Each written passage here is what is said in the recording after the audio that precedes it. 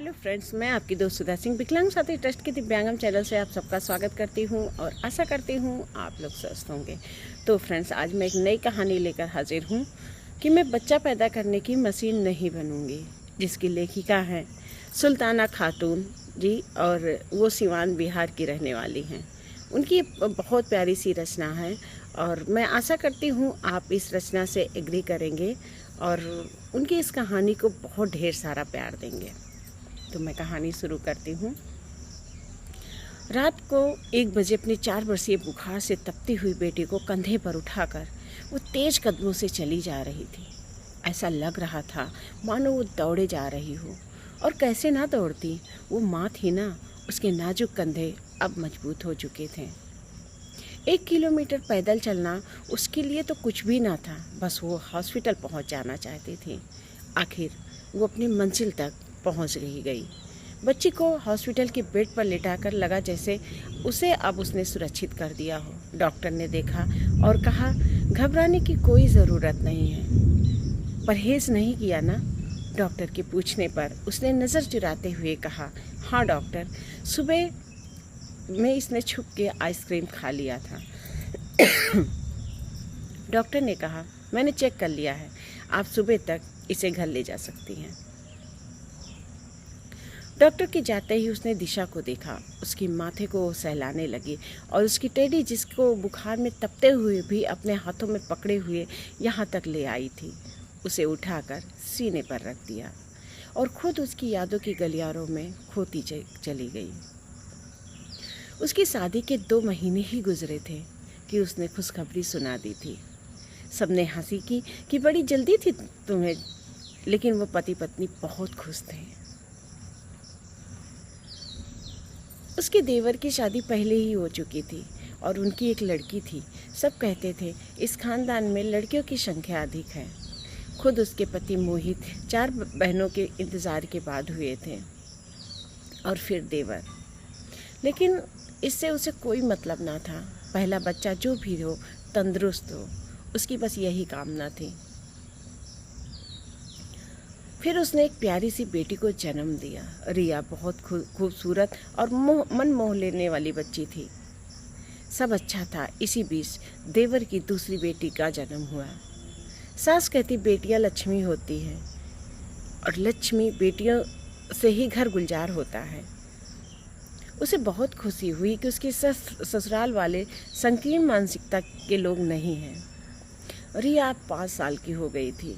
दूसरी बार फिर उसने एक प्यारी सी बच्ची को जन्म दिया। साथ ही देवरानी की तीसरी बेटी भी हुई। दोनों बच्चियां कुछ ही दिनों के अंतराल पर हुई थीं। घर में अब 5 लड़कियां हो चुकी थीं। घर वाले जानने वाली बच्चियों की पैदाइश पर बधाइयों से ज़्यादा सतावनाएं देते थे। बेटी होने का दुख नहीं था, लेकिन उन सतावनाओं को सुनकर उनकी आंखें भर सी जाती थीं। तरह तरह की बातें सुनने को मिलती थीं। ससुर जी ने कहा, कोई बात नहीं, क्या हो गया, बेटियां हैं, खुद मेरी तो 4 बेटियां हैं। कौन कहता है? ओहो, खानदान में एक भी बेटा नहीं। लड़कियों की शादी में परेशानी होगी बिना भाइयों की बहनों का। तो कोई कहता, अगली बार उम्मीद से हो तो बताना। एक बाबा जी हैं मेरी नज़र में, उनके आशीर्वाद से न जाने कितनों को बेटे हुए हैं। कोई तो धीमी आवाज़ में यहाँ तक कह देते थे, पहले भी लड़की थी, इस बार लिंग की जांच नहीं कराए। कोई कहता, बुढ़ापे का सहारा कौन बनेगा। सारी बातों का उसके पास एक ही जवाब था, मेरी बेटियाँ मेरी संतान हैं। मेरी बेटियाँ भी उसी तकलीफ़ से हुई हैं जितनी तकलीफ़ से बेटे हुए हैं।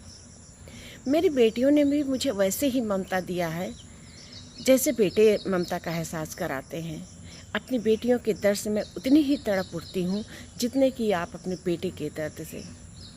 मेरी बेटियाँ वही कुछ कर सकती हैं जो आपके बेटे कर सकते हैं, और ज़रूरी नहीं कि बुढ़ापे का सहारा सिर्फ बेटे ही बने, बेटियाँ भी बनती हैं।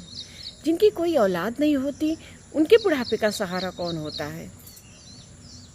और फिर बेटी के लेने पर वैसे ही धारा फूटती है माँ के सीने से जैसे कि बेटे के होने पर।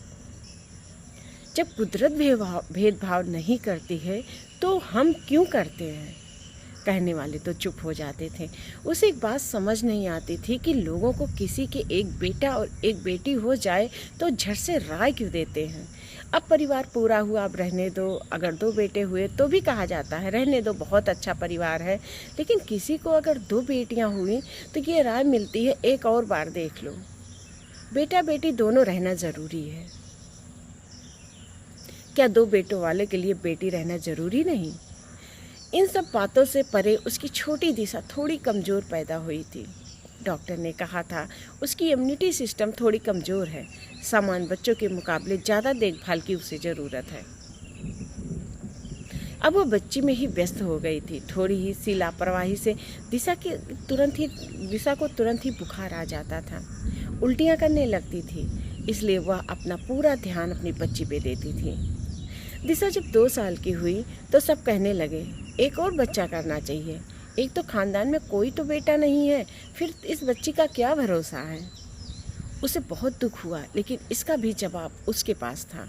उसने कहा मेरी बेटी रोगी नहीं है, सामान्य है। डॉक्टर ने कहा है 7-8 सालों से इसकी ये समस्या भी दूर हो जाएगी, फिर इसे इतना परहेज भी नहीं करना पड़ेगा। मैं तीसरा बच्चा करके अपनी बच्ची के साथ अन्याय नहीं करूँगी, इससे मैं पूरा ध्यान रखूँगी। उन्हीं दिनों सासू माँ ने कहा मेरी 4 बेटियों के बाद बेटा हुआ, तुम्हारी चाची सास को भी 2 बेटियों के बाद बेटा हुआ, इतनी जल्दी हार नहीं मानते बेटा।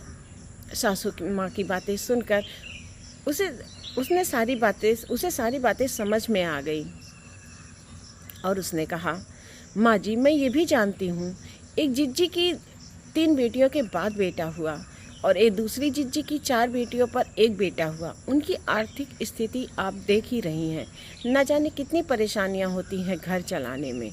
वहीं बाकी 2 जिज्जियों को जिनको सिर्फ 2 बच्चे हैं, एक बेटा और एक बेटी, वो कितने खुशहाल हैं।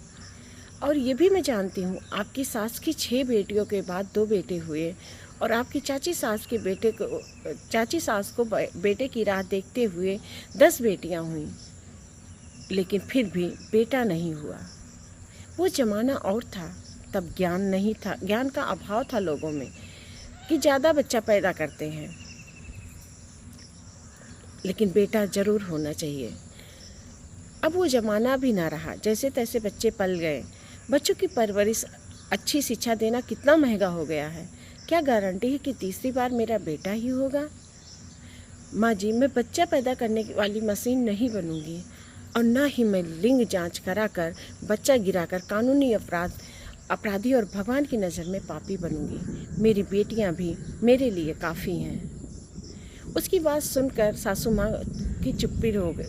माँ चुप हो गई। बात तो सही थी। उसके इस कदम पर देवरानी ने भी उसका साथ दिया। उसने भी 3 बच्चियों के बाद चौथा बच्चा करने से इनकार कर दिया। जाहिर सी बात थी, उसके फैसले में उसके पति भी उसके साथ थे, तभी ये संभव हो पाया। हालांकि यह निर्णय बहुत ही मुश्किल था, लेकिन निर्णय तो लेना ही था। देवरानी की यूट्रस में समस्या हो गई थी। अब वह लाख दबाव सही, लेकिन खानदान को वारिस देने के चक्कर में अपनी जान जोखिम में नहीं डाल सकती थी। सबकी नज़रें अब उसकी तरफ थीं, लेकिन उसने कह दिया था मेरी दोनों बेटियां ही मेरी वारिस हैं। मोहित और वह अपना निर्णय ले चुके थे। वो शिक्षित थे। घर की जिम्मेदारियां और बच्ची का बीमार पड़ना सब ने उन्हें दृढ़ बना दिया था। और मोहित घर की आर्थिक स्थिति देखकर कुछ सालों के लिए विदेश जाने को सोच रहे थे और वो अपने फैसले पर दृढ़ता से कायम थे। दिशा की आवाज़ पर वह यादों की गलियारों से बाहर आई। दिशा अब बिल्कुल ठीक थी। सुबह वो दिशा को लेकर घर चली आई। उसकी देवरानी ने बड़े शहर में पति के पास जाकर कपड़े के बिजनेस को कर लिया था और वह रिया और दिशा में व्यस्त हो गई थी। साथ ही उससे लिखने का शौक तो था ही। सोशल मीडिया पर अपने ब्लॉग बना लिया था। 5 बच्चियों अच्छे स्कूल में पढ़ रही थीं। घर की महिलाओं के खर्चों में हाथ बटाने से आर्थिक स्थिति भी सुधार आ गई थी। सब ठीक हो गया था। कहने वाले भी चुप हो चुके थे। उसने इस बात को साबित कर दिया था कि जब एक स्त्री अपने हक के लिए आवाज़ उठाती है तो वो कई स्त्रियों के लिए आवाज़ उठा रही होती है। उसने ख़ानदान के बेटे की बात जोड़ने वाली परंपरा को बदल कर रख दिया। तो फ्रेंड्स, ये कहानी सुल्ताना खातून जी की है, जो सीवान बिहार की रहने वाली हैं। उनकी ये कहानी मुझे बहुत पसंद आई और मैं आशा करती हूँ आप लोगों को बहुत पसंद आई होगी। तो फ्रेंड्स, इस कहानी से एक संदेश भी हमें मिलता है कि बेटी हो या बेटा, कोई भी, दोनों ही आपकी संतानें होती हैं। ये नहीं कि अगर आपको बेटी है बेटे नहीं है तो आपके ख़ानदान का वारिस नहीं मिल रहा है या आपके बुढ़ापे का सहारा नहीं बन रहा है। रही बात बुढ़ापे के सहारा का, तो बेटी हो या बेटा, अगर वो नहीं करना चाहेंगे तो आप उनसे नहीं कुछ करा सकते हैं। ये चीज़ें आपके संस्कार पर डिपेंड करती हैं कि आप अपने बच्चों को कैसे संस्कार दे रहे हैं। और रही बात ख़ानदान की वारिस की, तो आजकल बेटे भी वही कर रहे हैं, बेटियां भी वही उतना ही कर रही हैं जितना बेटे कर रहे हैं।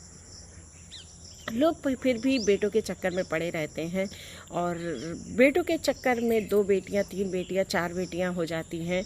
उस औरत के शरीर पर क्या प्रभाव पड़ता है ये कोई नहीं देखता, बस ख़ानदान का वारिस होना चाहिए। और दूसरी बात, लिंग परीक्षण कराकर लोग एक ज़िंदगी को ख़त्म करते हैं। अक्सर अगर जब बेटी होती है तो उसका अबॉर्शन करा दिया जाता है, पर यह तो बिल्कुल गलत बात है। आप लड़का हो या लड़की, दर्द तो माँ को उतना ही होता है। एक माँ ही उस दर्द को समझती है कि उसके दोनों बच्चों में कोई भेदभाव नहीं होता।